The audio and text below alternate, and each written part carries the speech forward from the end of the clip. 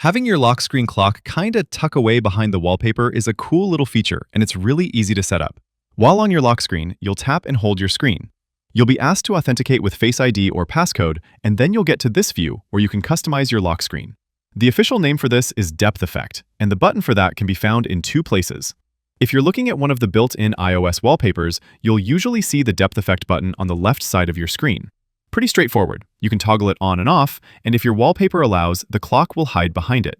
You'll just need a wallpaper that has an object or some type of clear line that allows the effect to work. If you're using a custom photo, the button isn't in the same place. Instead of the left side, you'll find it under the three dots on the right side. Again, you'll need a photo that matches the effect, and another thing to note is that in order for you to make the clock big like mine is, you'll have to use the first available font in the clock settings. For some reason, Apple doesn't allow you to scale up the other fonts like they do on the first one. If you have a wallpaper like this one that just doesn't work with the depth effect, you'll notice that the button is not there. If that's the case, find a wallpaper with more depth and try with that. Also, if you have widgets on top of your screen, it won't really work.